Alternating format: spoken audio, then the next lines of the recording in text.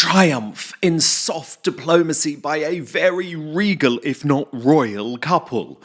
If you were following these craven headlines in the British and American mainstream media over the past few days, I actually wouldn't blame you for thinking that Prince Harry and Meghan Markle had somehow turned things around for the entire Commonwealth during their tour of Nigeria. I mean, who needs King Charles or Prince William when we have these brave and selfless campaigners, right? Let's just not mention the other two most unpopular ex-members of the British royal family since, well, the Duke of Windsor, who managed to annoy the locals and failed to raise awareness of any important issues in the poverty-stricken country. Look, the reality is the media are now running scared of Harry and Meghan. They want to make peace because they're terrified of further accusations of racism or, worse still, spurious but very costly court cases. So they collectively made a decision to buy into the sham and cover this tour as if the Duke and Duchess of Sussex are working royals, rather than wannabe Kardashians plumping for their latest commercial endeavour. The MSM want you to believe that Harry and Meghan triumphed in Nigeria, but this sham royal tour was actually a disaster, and in this video I'm going to specifically outline why. First, the Nigerian lie. When Harry entered a polo event near the end of the tour, he said this. In-laws.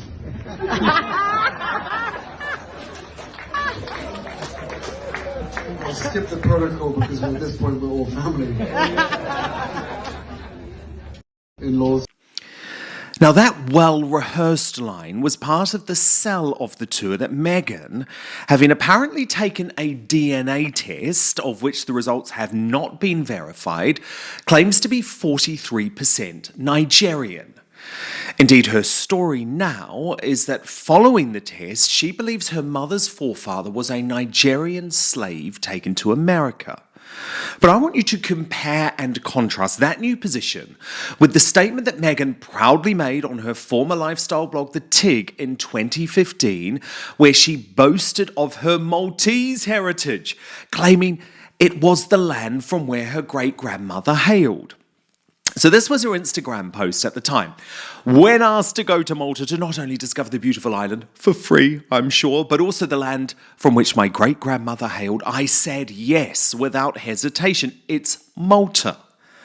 So many Nigerians are sceptical of Meghan's most recent discovery, and for good reason, given she framed this trip as some sort of homecoming, which was also lapped up by liberal broadcasters like CNN. Look. Stephanie, I am so excited to see Meghan in Nigeria because I remember when she revealed that she is actually 40% Nigerian, which basically means we're sisters. And just in terms of what she's actually set out to do on this trip, it's all about promoting mental health, and it's all about, for Harry at least, because of the Invictus Games, it's all about meeting with wounded soldiers and their families. Take us through that, Stephanie. Absolutely. Well, Zayn, let me just say we're missing you right here to welcome our sister home. And this trip. Given how this has all become a PR exercise, I'm prepared to openly doubt the veracity of the test and would love to see the results. And by the way, I'm not the only one asking to see the proof. Outraged Nigerian commentators are quite rightly asking the question too. 43%. I don't understand, you know. You want to see the proof? Yes, definitely. Okay. Her actions tells me she's not a Nigerian. For example, if a Nigerian girl were lucky enough or whatever, marry into the royal family, I think she would know what to do. I think she would have respected her in-laws because that's the way we were cultured. We have aunties, uncle, we have extended family. She would have respected her extended family. And before you know, a Nigerian woman would have earned the queen's love and respect that she would start cooking jollof rice within the royal families. And I believe the queen would have been eating jollof rice before she passed away. And that would have been better. That would have been, that then I would have known she's a Nigerian woman. In all of the things that she has done, nothing. The only thing that I could say probably linked her to a Nigerian is that she looked pretty like Nigerian women. This is Yep, totally. Also, Meghan, What the hell happened to Malta?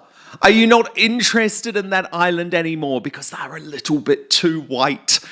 There was also a great deal of hypocrisy present in the coverage of the Nigerian tour. Now, you'll remember that when Prince William and Catherine were tormented for these unfortunate optics on their tour to Jamaica, which overshadowed their entire Caribbean trip and prompted days of overblown media hysteria about the end of the Commonwealth, it was largely driven by woke allies of the Sussexes. So what if I told you the exact same thing happened in Nigeria, but Harry and Meghan faced zero criticism from the MSM? And what you'll see from the video is that, unlike William and Catherine, neither Harry or Meghan made any effort to speak to the people behind the fence, instead sticking closely to the dignitaries. Look at this. Oh my God. Oh my God.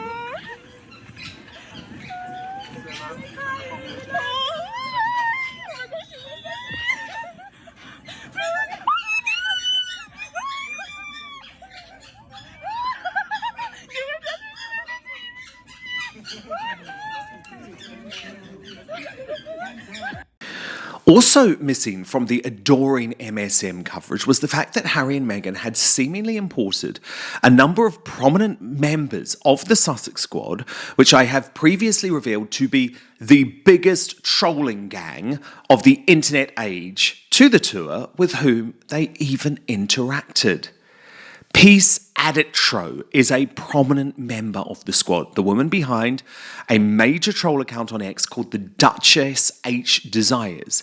And she was pictured with Meghan, who was jumping up and down with joy at the time. But Peace is not just a superfan of Harry and Meghan. She is one of the leading trolls against William and Catherine. With these, just a couple of her very nasty posts in March. And at the time, let's remember that Catherine was battling cancer.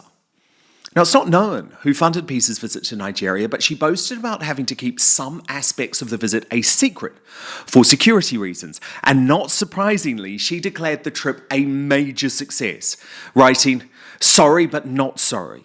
To all the haters in Britain, let me tell you, and I say this respectfully, HRH Lola Ngozi Atatokunbo Meghan has been bestowed with the highest Nigerian titles. Meghan is now an African queen, not a fairy tale princess. I don't think you understand the gravity of what's happening now in Nigeria. Nigerians don't do things in halves or two-faced. We do our subbing openly for the whole world to see."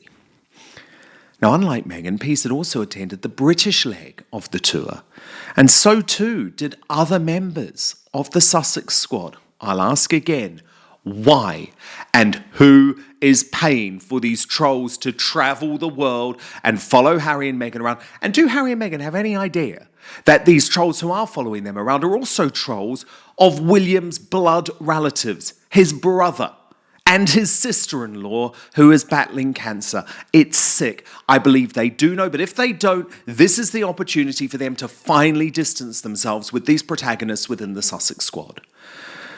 But what's really interesting is that the real Nigerian verdict has been very different. Donu Kobara, the famous Nigerian journalist and broadcaster who was kidnapped 8 years ago in a story that made her a household name, she gave a scathing verdict. Now remember, this woman has family that is considered Nigerian royalty, and she has been described as Africa's version of Lady Colin Campbell. But listen to what she had to say about the tour.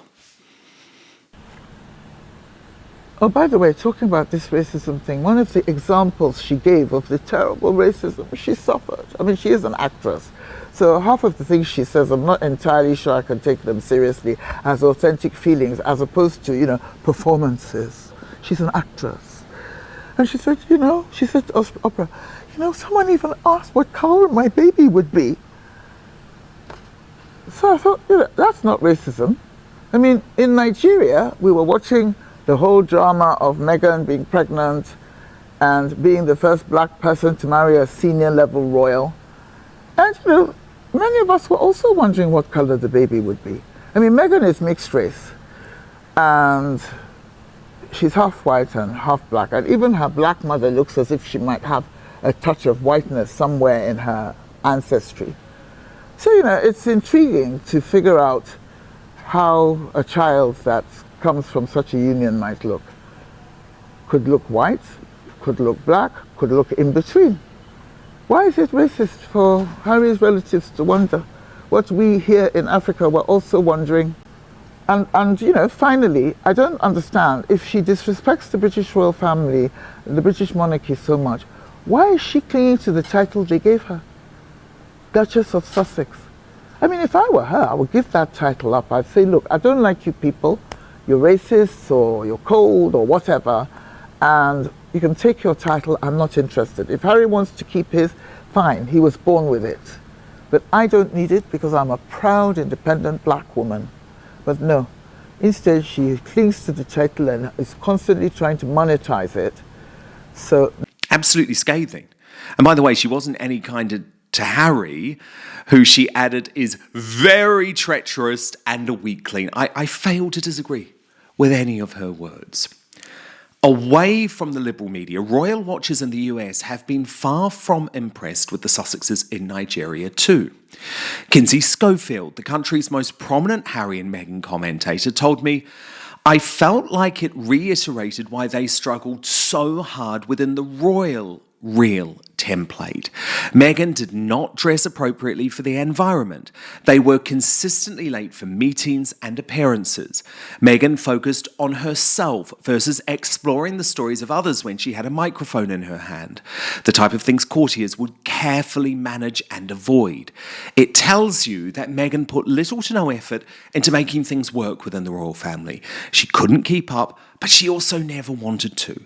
She wants people to play by her rules. And if she's found that in Nigeria, good luck, I guess. Let us know when they stop mutilating the genitalia of baby girls or marrying off their children to perverted old men." And I think Kinsey has made a critical point there. Because once again, unlike great royals of the past, the recent past, by the way, like Queen Elizabeth II, Prince Philip, and yes, Princess Diana, Harry and Meghan only had one cause in Nigeria: promoting themselves. Indeed, Harry did not even use the opportunity to address concerns about his Africa Park charity, which has been mired in claims of torture and rape. Surely this was the time to do so. And he didn't promote the Commonwealth either, the life's work of his late grandmother that he had previously vowed to protect. So it may have tricked the royal rota, who were looking for easy headlines, nice pictures, and a smoother relationship with the Sussexes. But it doesn't change the fact that when it comes to duty, this Nigerian tour was a disaster. It's verging on criminal that a poverty-stricken nation of 218 million has been forced to fund the latest episode of this increasingly gross reality show by millionaires who should know better. Or, by the way, go and pay for it yourself. My former colleagues in the MSM may be changing tack to bow down to these shameless grifters, but now that I'm independent, I refuse to do that. After all, and I really do mean this, the future of the British monarchy and the Commonwealth remains at stake.